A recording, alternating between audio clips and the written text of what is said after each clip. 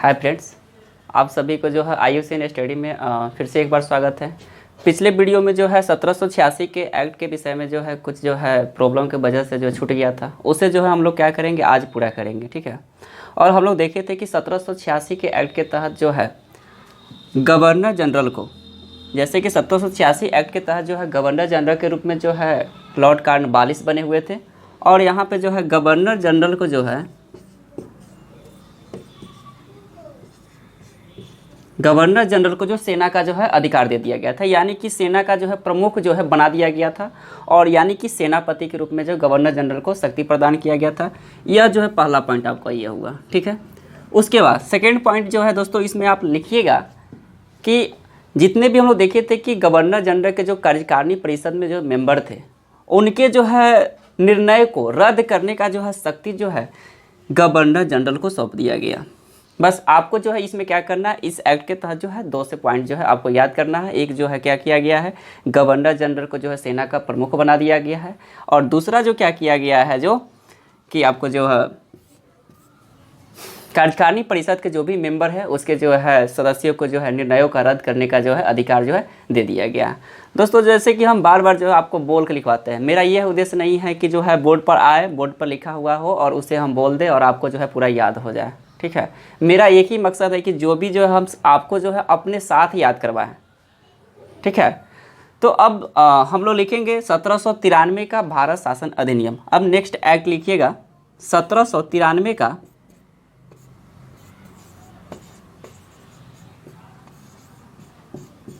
भारत शासन अधिनियम।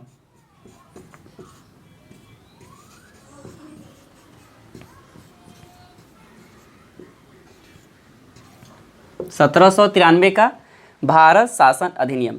इस एक्ट के तहत जो है दोस्तों पहला प्रावधान यह किया गया कि कंपनी की व्यवस्था जो है शासन व्यवस्था अच्छा तरीका से चलने लगा था, तो इसे जो है शासन व्यवस्था को जो है कंपनी के शासन व्यवस्था को 20 वर्षों के लिए जो है बढ़ा दिया गया। पहला पॉइंट देखिए कि कंपनी के शासन व्यवस्था को जो है 20 वर्षों के लिए जो है बढ़ा दिया गया। ठीक है।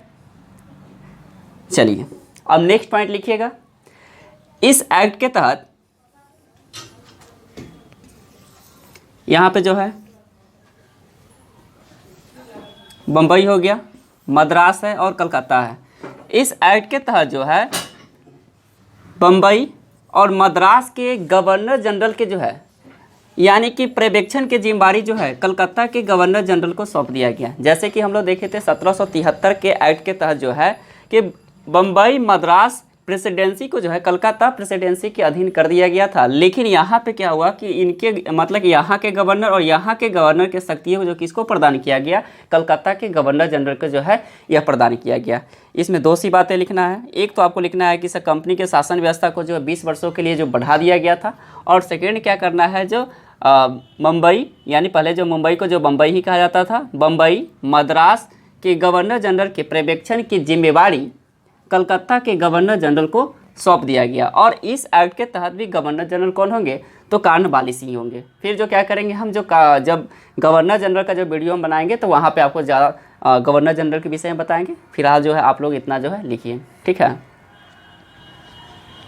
अब क्या करेंगे, अब आगे बढ़ेंगे। यहाँ पे देखें कि कंपनी के शासन व्यवस्था को जो है 20 वर्षों के लिए जो बढ़ा दिया गया है, तो यानी कि जब 20 वर्षों के लिए बढ़ाया गया है तो 1793 यानी कि 1813 आ जाएगा।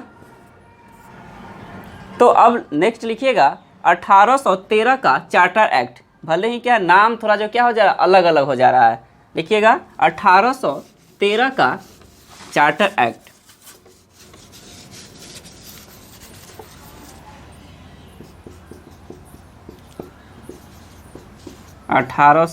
का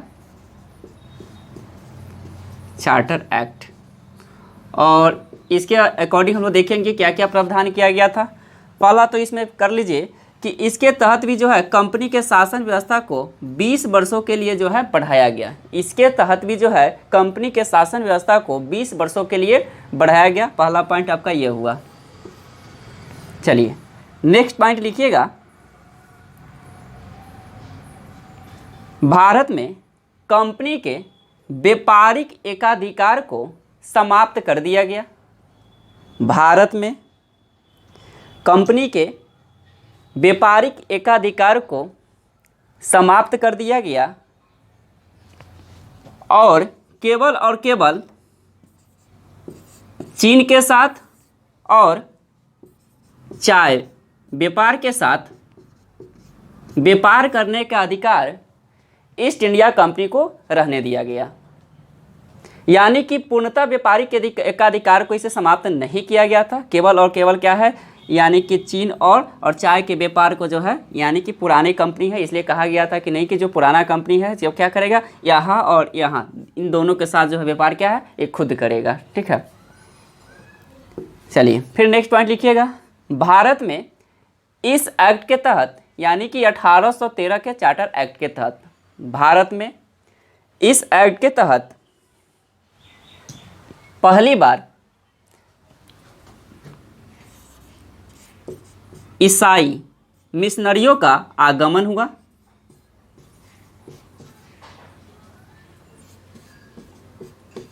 ईसाई मिशनरियों का आगमन हुआ ताकि वे अपना धर्म प्रचार प्रसार जो है कर सके।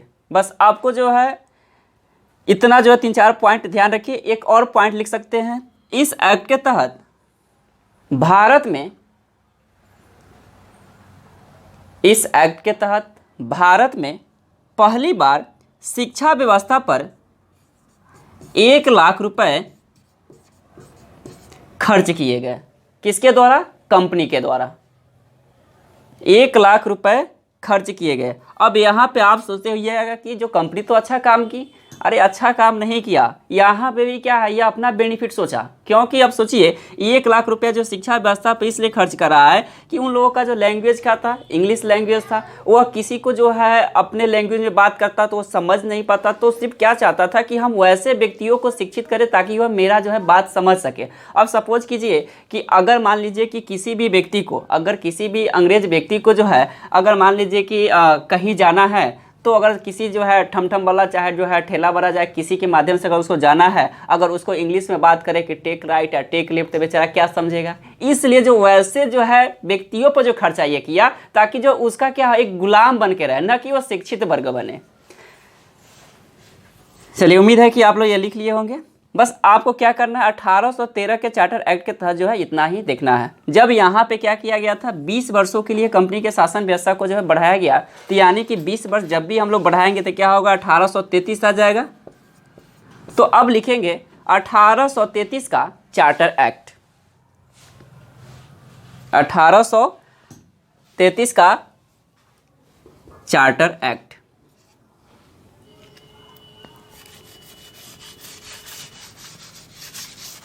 पहला काम, इस एक्ट में भी लिखिएगा कि इस एक्ट के तहत कंपनी के शासन व्यवस्था को 20 वर्षों के लिए बढ़ाया गया।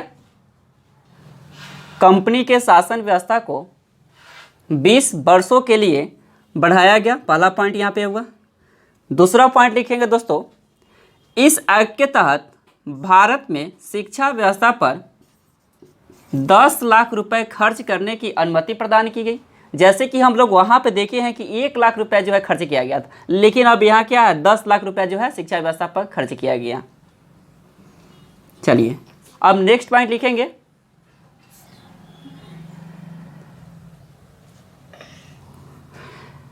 भारत में कंपनी के व्यापारिक एकाधिकार को पूर्णतः समाप्त कर दिया गया।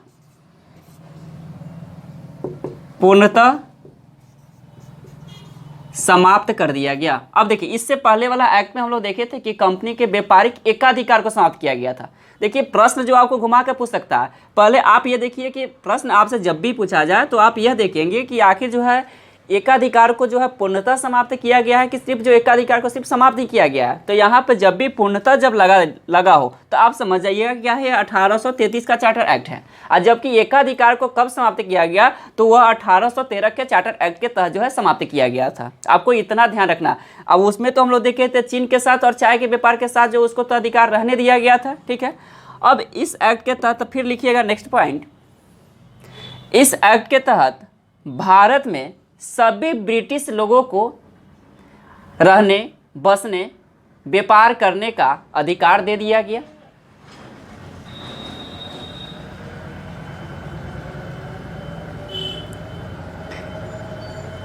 फिर नेक्स्ट पॉइंट लिखिएगा, इस एक्ट के तहत बंगाल के गवर्नर जनरल को, इस एक्ट के तहत बंगाल के गवर्नर जनरल को भारत का गवर्नर जनरल कहा जाने लगा। बंगाल के गवर्नर जनरल को भारत का गवर्नर जनरल कहा जाने लगा। इस प्रकार भारत का प्रथम गवर्नर जनरल विलियम बेंटिंग, दोस्तों लिखेंगे विलियम बेंटिंग, यानी कि लॉर्ड विलियम बेंटिंग सब में लगा हुआ है।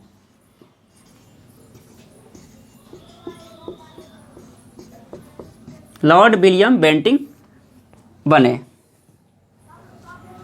फिर नेक्स्ट पॉइंट लिखिएगा, इस एक्ट के तहत कंपनी के सेवा में कार्य करने के लिए, इस एक्ट के तहत कंपनी के सेवा में कार्य करने के लिए अन्य भारतीयों को भी बिना भेदभाव किए हुए कार्य करने का अधिकार प्रदान किया गया।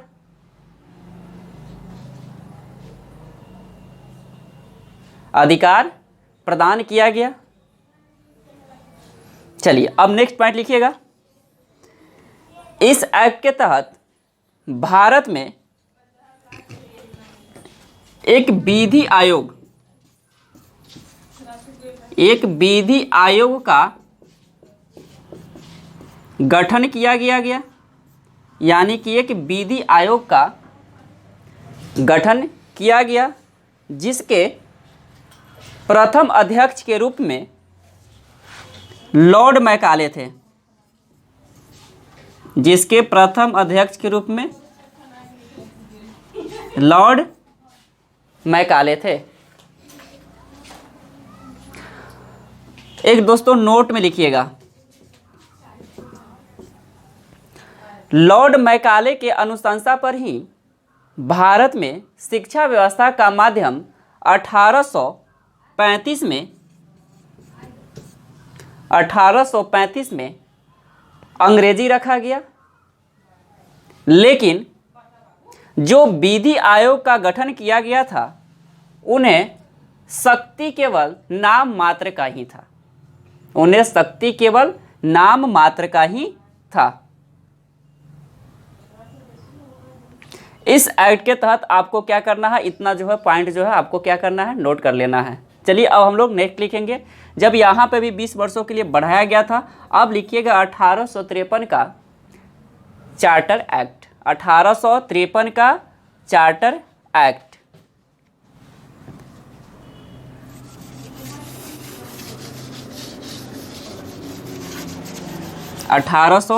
का चार्टर एक्ट।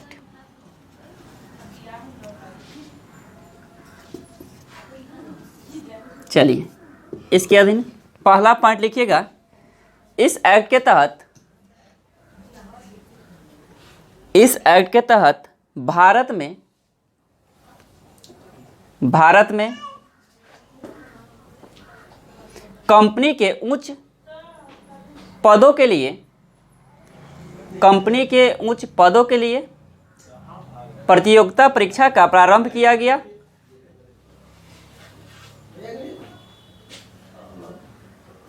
इस प्रकार सत्येंद्रनाथ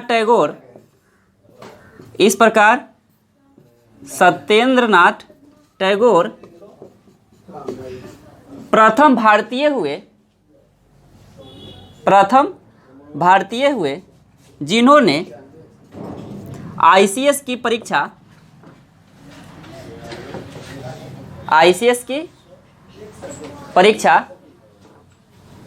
पास किए। ये 1863 में जो क्या किए थे, आईसीएस की परीक्षा जो है पास किए थे। पहले आप लोग इतना नोट कीजिए।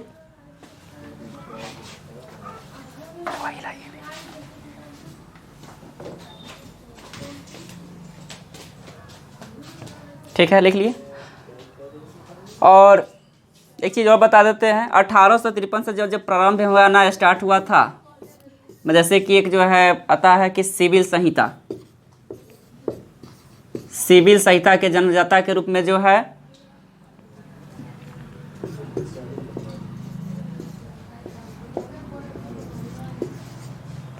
सिविल संहिता के जन्मदाता के रूप में जो है दोस्तों जो है कॉर्नवालिस को जाना जाता है। प्रारंभ में जो है ये परीक्षा जो है इंग्लैंड में होता था, लेकिन 1923 से जो क्या है भारत में जो होना स्टार्ट हो गया था।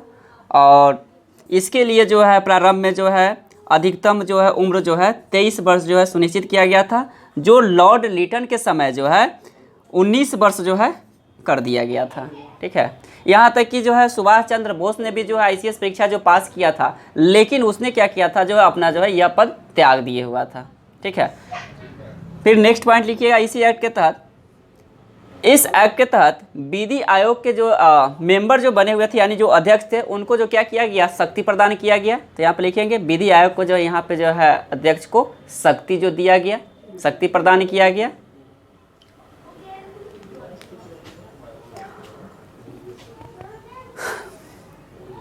उम्मीद है कि आप लोग इतना लिख लिए होंगे। अब चलिए अब नेक्स्ट लिखिएगा 1858 का भारत शासन अधिनियम। 1858 का भारत शासन अधिनियम।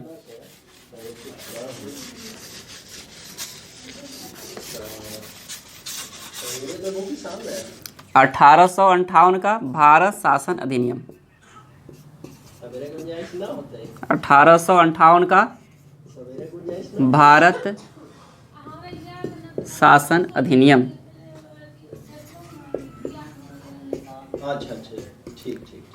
यह जो दोस्तों अधिनियम था, यह महारानी विक्टोरिया की एक घोषणा के तहत जो है अधिनियम जारी किया गया था। जो महारानी विक्टोरिया की जो घोषणा आप नोट करके लिख सकते हैं। महारानी विक्टोरिया की घोषणा जो है 1 नवंबर 1858 को की गई थी और इसके तहत जो है विभिन्न जो प्रावधानें की गई थी।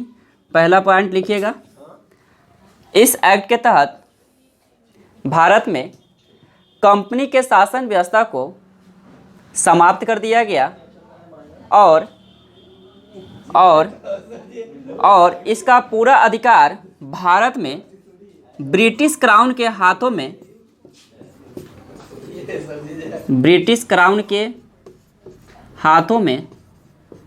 सौंप दिया गया। ब्रिटिश क्राउन के हाथों में सौंप दिया। जो ब्रिटेन के जो है राजा और महाराजा के द्वारा जो व्यवस्था जो यहाँ पे चलाया जाता था या रानी के द्वारा जो है, उसी को क्या कहा जाता था, यानी कि ब्रिटिश क्राउन कहा जाता था। ठीक है, चलिए नेक्स्ट पॉइंट लिखिएगा। और यह घटना जो 1857 के क्रांति के पश्चात था और उसी को शांत करने के लिए जो है यह व्यवस्था को जो है लाया गया था। यहाँ तक कि कुछ भारतीयों ने ये सोचा था कि ये हमारे लिए क्या है, सबसे अच्छा अधिनियम है। ठीक है, फिर नेक्स्ट पॉइंट लिखिएगा, इस एक्ट के तहत भारत के गवर्नर जनरल का पद समाप्त कर, इस एक्ट के तहत भारत का गवर्नर जनरल का पद समाप्त कर उसके जगह वायसराय पद का, यानी कि वायसराय पद सृजित किया गया। इस प्रकार भारत के प्रथम वायसराय के रूप में लॉर्ड कैनिंग बने। बार बार जो है प्रश्न आता है कि भारत के प्रथम जो है वायसराय कौन थे, तो कौन थे, लॉर्ड कैनिंग थे। चलिए अब नेक्स्ट पॉइंट लिखिएगा, इस एक्ट के तहत कोर्ट ऑफ डायरेक्टर्स एवं बोर्ड ऑफ कंट्रोल के पद को समाप्त कर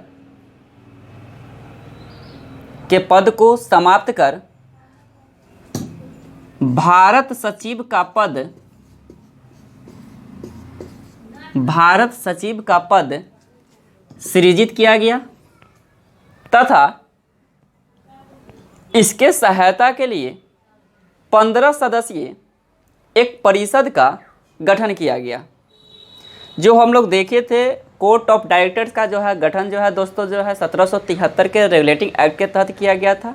वही जो बोर्ड ऑफ कंट्रोल वाला हम लोग देखे थे कि 1784 के एक्ट के तहत किया गया था। तो उस दोनों को समाप्त किया गया और उसके जगह पर भारत सचिव का पद क्या किया गया, सृजित किया गया। ठीक है, और इसका अब लिखिएगा, इसका वेतन भारत के ऊपर भारित किया गया जो होम चार्ज के रूप में जाना गया, जो होम चार्ज के रूप में जाना गया। आपको 1858 के तहत जो फिलहाल जो आपको इतना ध्यान रखना है।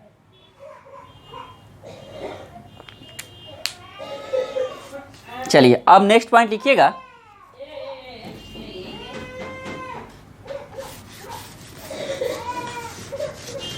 नेक्स्ट पॉइंट नहीं, टॉपिक बनाइएगा। 1861 का 1861 का भारत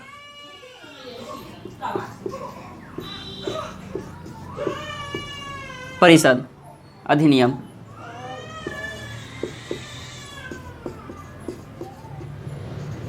यानी कि आप लिख सकते हैं 1861 का परिषद अधिनियम। इस एक्ट के तहत देखेंगे क्या क्या प्रावधान किया गया था। दोस्तों पहला पॉइंट ये है, इस एक्ट के तहत भारत में पहली बार विधान परिषद का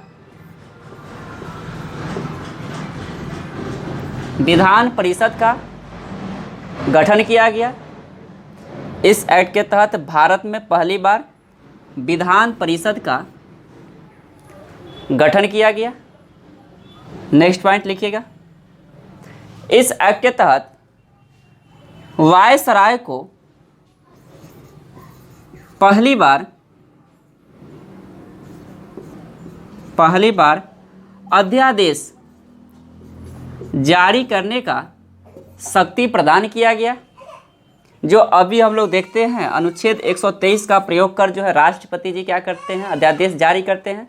जब लोकसभा और राज्यसभा की जो है बैठक जो है नहीं हो रहा रहता है और देश में किसी न किसी प्रकार का जो है कानूनी व्यवस्था जो लागू रहना मतलब कि करना पड़ता है उस समय। तो यहाँ पे क्या हुआ था, पहली बार जो 1861 के जो है परिषद अधिनियम के तहत जो है वायसराय का जो है अध्यादेश जारी करने का शक्ति प्रदान किया गया था। और इसी के तहत क्या है, भारत में पहली बार जो है विधान परिषद में जो है एक विधान परिषद का गठन किया गया था। आपको जो है इसके अधीन जो है 2 पॉइंट जो है आपको ध्यान रखना है, ठीक है। चलिए अब नेक्स्ट पॉइंट लिखिएगा, यानी नेक्स्ट पॉइंट नहीं अब लिखेंगे, फिर एक टॉपिक बना के लिखिएगा। 1892 का भारत शासन अधिनियम, 1892 का भारत शासन अधिनियम लिखेंगे। 1892 का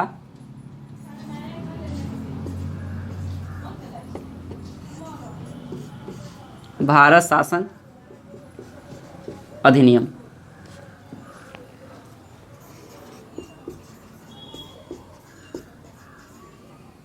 अठारह सौ 92 का भारत शासन अधिनियम। इसके तहत पहला पॉइंट लिखिएगा दोस्तों। इस एक्ट के तहत भारत में पहली बार चुनाव पद्धति की शुरुआत की गई। चुनाव पद्धति की शुरुआत की गई जो अप्रत्यक्ष रूप से था, जो अप्रत्यक्ष रूप से था। चलिए नेक्स्ट पॉइंट लिखिएगा। इस एक्ट के तहत भारतीयों को पहली बार बजट पर बहस करने एवं प्रश्न पूछने का अधिकार दिया गया।